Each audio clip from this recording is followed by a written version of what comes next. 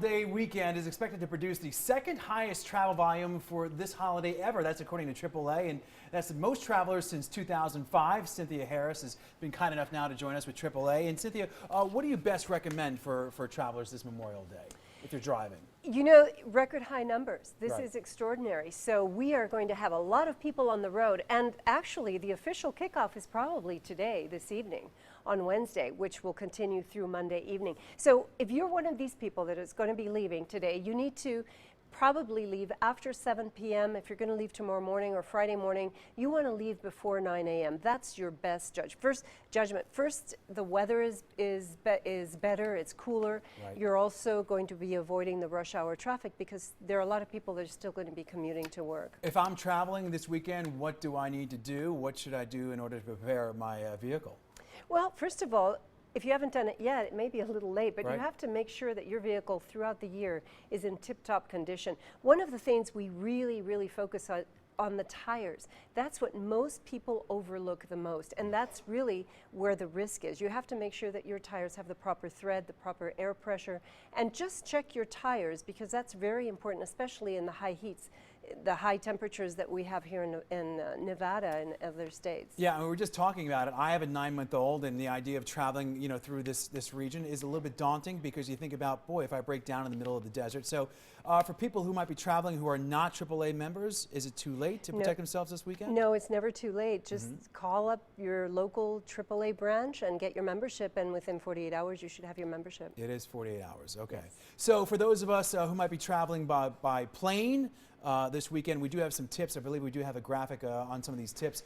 Number one here, you say avoid delay-prone flights. What does that mean? Well, if you do some research, you will see that there are some airlines that do have difficulties. They're rated lower than others according to their arrival times, their departure times, losing luggage, etc. So you have to really be careful on that. Try to pick an airline that has a very good reputation and very good standard for leaving on time and arriving at their destination in a timely fashion. And I also believe you suggested booking a nonstop flight. That's always the best idea. Now, we know that that's not always possible. Right. But if you do that, you're not apt to lose your luggage, obviously, and then you don't risk missing your connection. Normally, if you take a flight from 12 o'clock to 2 or 3 o'clock, you stand a chance of leaving late, of having a departure time that's going to maybe be 15 minutes or 20 minutes later, depending on traffic, depending on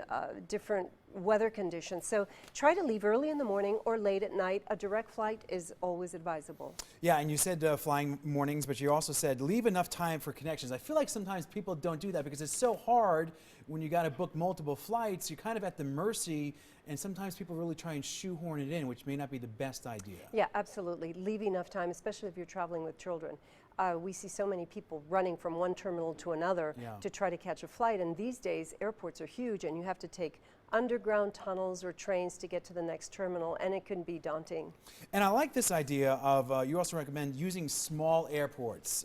Tell me about that. Why? Well, that obviously, if it's possible, but small airports will have it's just they're easier to navigate. They're not so large. You're not going to be walking for half a mile to get to your gate, for instance. The security lines will be shorter. So it's always advisable if you can do it, but in many cases, obviously, we can't do that. So this year, what's the theory behind why so many travelers this year, the most since 2005? Well, there are various reasons for that. We've seen an ongoing trend of people being more secure about the economy, not having that uncertainty that has plagued us for so many years. People are now feeling more comfortable. They have discretionary cash that they can spend on travel. And the first thing we cut back on when we are worried about our financial situation is travel. Yeah, you so gotta obviously tighten the things are budget. changing. Yeah, travel goes out the window.